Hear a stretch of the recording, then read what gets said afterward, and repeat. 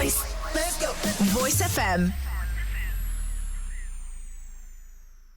Southampton's Voice. Voice FM.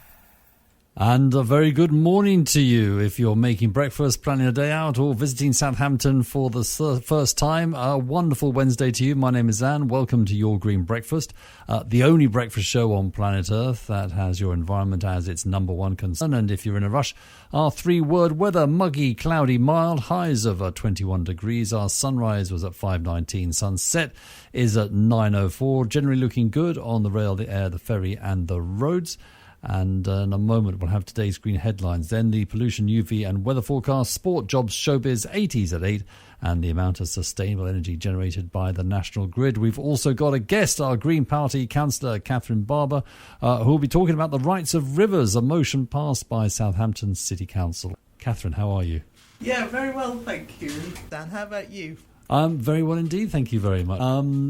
Let's get into the environment then. Now, Yes. the story we're focusing on is this motion that's seeking to protect Hampshire's chalk streams by giving them legal rights, and it was approved by Southampton City Council.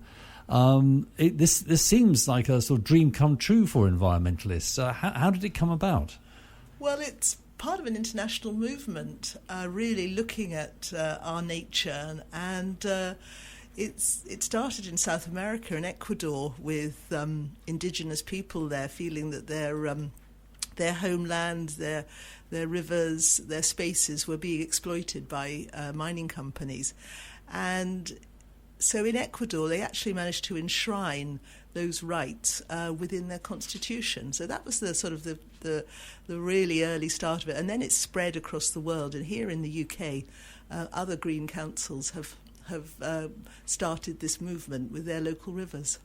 And it was organised by Alice Cllr, the Labour councillor, also backed by the Liberal Democrats, sadly not the Conservatives. And the Daily Echo reports Councillor Jaden Bahrain claiming it was a form of virtue signalling. So how would you answer that claim? Yeah, well, it was certainly something that, I thought long and hard about, bringing this motion to council. Is this the starting point of work that needs to be done on the river, or is it the end point? Because it's something which is quite sort of out of people's normal concept of thinking that a river would actually have personhood, or that, a river has as many rights as we do, as human beings. But in the end, I decided that it's such an important piece of work that it was really worth working together across party to get everyone, or most people, together on it. And I can understand Councillor Bahrain's perspective, but I'm hoping that this motion will galvanise a lot of local community activity and bring people together from disparate, from anglers and from swimmers and from people who go on the water, and people who love nature, and bring all of those people together to continue the work that's already started, already happening, to try to clean up our beautiful chalk streams. Because you mentioned that it's a bit strange to give personhood to the river, but then I think we do forget that the river actually is a living thing. It's got things inside it like fish and insects, bugs. Exactly. There's a whole ecosystem. Vegetation, yes. Yeah. And so all of those things together, if the water isn't healthy, then all of those creatures, struggled to survive, and we've seen that particularly with the salmon population. So salmon have been coming up our beautiful River Itchen for hundreds and thousands of years, coming up to spawn, and then babies are being born in the river and then coming down the river, and so their final activity in their life is to come up the river and to spawn. And we now only have about 180 salmon living in our river because there's so much pollution in there. So it's trying to rescue our fellow creatures in nature, because they're at real risk of dying and being extinct. Well, a speed is, I can imagine, needed now to really solve this problem? Because 180 fish is not many. It's at dangerously low levels. Mm-hmm. Do you think this is going to help speed things up? Well, it's a part of a lot of work that's being done by groups of people who love the river. So we've got Friends of Itchen Estuary, we've got Guardians of the River, there's marine conservation volunteers, there's the angling groups. There are a lot of people who are, already working to work with, the people who are seen as being the people who are causing the issues. So some of the commercial companies who are putting nurdles into the river, for example, that, there are regular clean-up at Chesil Bay. It's also the Labour administration have been talking to Southern Water about the wastewater treatment centre. Further up the river, you've got other groups working, towards Twyford, up towards Winchester. So there's a whole groups and groups of people who care about our river. And I think this work that we're doing will help to bring all of those groups together. Can you give the listener an idea of what's going to happen? Yes, absolutely. Well, this is very much something that needs to come from people in the community. How do people in the community want their river to be?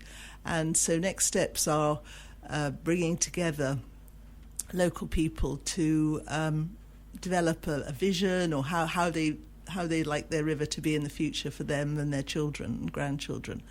And so the University of Southampton has got a funding bid out at the moment for some engagement and different types of work that's being done. So we're putting in a bid for funding in conjunction with the university. So this is through Friends of Itchen Estuary rather than with my Green Party hat on, because I feel it needs to be an apolitical issue, and so we're going to be bringing together groups who are already involved with the river to say, what would we like the money to do? One of the things I'm thinking about is a lot of people don't actually know about, when we were at TriFest on Saturday, we were talking to local people and telling them about some of the issues with the Itchen. And they had no idea that there were these problems with the river, that it was this polluted, and there was, this amount of death really happening, just right in front of us. So I think there's an education piece, in a way that is connects to local people and helps people to understand why this is so important. Yeah. No, it's a very good idea to get people informed. I totally agree with that. But also, it's the people who are putting stuff into the river. Those are the ones who really need to be encouraged to do a much better job. Now, obviously, first on the list is Southern Water. Yes. But second on the list must be farmers. Yes. You mentioned nurdles earlier, and just in case anyone doesn't understand what a nurdle is, that's a tiny little bit of plastic, isn't it? That's right. There's packaging that's been put around objects. Yeah, and they just. There's a local company that makes them, and unfortunately they sometimes leach out into the river. And also, I think another thing to think about is what comes off our roads. Yes. Tyre wear, for example. Tyre wear and diesel mixed in with... yeah, exactly. So there's a lot of different sources of pollution going into the river. And Southern Water are definitely engaged and connected with this work. They've calling a meeting next week to talk about some of the things that they're planning to do, both at the wastewater treatment centre at Portswood and further up the river, because they're proceeding with the purchase of land at Wood Mill. Because I draw your attention to something I saw the other day on the Beeb site, and they're talking about the Elbe. And they had this thing, the crystal clear Ebble. It was the over in near south of Salisbury, where it joins the Hampshire Avon.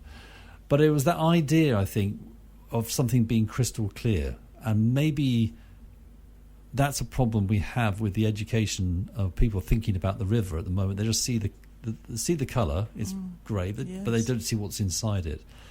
Do you think having a sort of an idea to see, let's make it the Itchen and the test clear, make it crystal clear, make it, is that a better way of approaching this, rather than, because there has to be a goal of some sort? Yeah, that's right. It's focusing on a positive goal, isn't it, rather than addressing a negative issue. Yes. So it's definitely more enhancing, I think, and people feel much more connected to something which has a positive view to it, really, than saying, well, we've just got to, get rid of these things. So I think that's a good vision. Crystal clear just sounds beautiful, doesn't it? Oh, it certainly does. But I mean, but also, I suppose you could think about the target number of fish. You say there's only 180 salmon. I mean, how many would we like to see in there? Yeah. I mean, is it up to 1,000 salmon? Is that? Well, I think it's in the thousands. In order to be a sustainable population, it needs to be in the thousands. Yeah. Yes. So something like, care for our Itchen, or I'm struggling to think of a. But luckily, it's not going to come from me. It's going to come from all of you out there listening. Yes. And we're really keen to hear your views. But there are, as you say, lots of groups helping the river. So there's Friends of the Itchen Estuary. That's right. And then the Guardians of the Itchen. Guardians of the River Itchen. That's right. Yes, that's a small group. They do citizen science projects. So they go up the river and see where they find pollution, and then they analyse the results from that to see where the levels of E. coli are, for example. So this is young people in their teens who are really passionate about our river. So, and education-wise, do you know where people can find out more information about the rivers? Where would he, is there a place? I can't think of anything off the top of my head. And it's no, maybe that's going to be something that we're going to have to create. Is a website like that. I mean, I always find the Hampshire and Isle of Wight Wildlife Trust is a really good source of information. So Lorna Selby is their marketing and sort of public relations, and so we've linked up with her, and she's behind this work we've been doing. So she's going to be part of the work going forwards. Well, it sounds very exciting, and as always, there's an open door here for anyone who wants to talk about the river. Because the more you find out about it, the more you realise how lucky we are not only to have the Itchen but also the test. Yes. And I realise the test is a bit more, it goes through more private land than the Itchen does, therefore it's less accessible. But even so, they're both equally valuable and rare as well on a planetary scale. Well, Katherine Barber, councillor from the Green Party, councillor for Portsmouth, St Denis and Highfield, thank you so much for coming in, taking the time to be with us on Voice FM, and we look forward to hearing more about the success of these campaigns. Thank you, Xan. Southampton's Voice. Voice FM.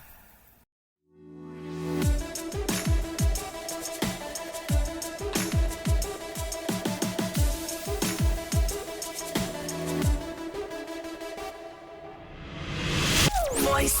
Let's go. Voice FM.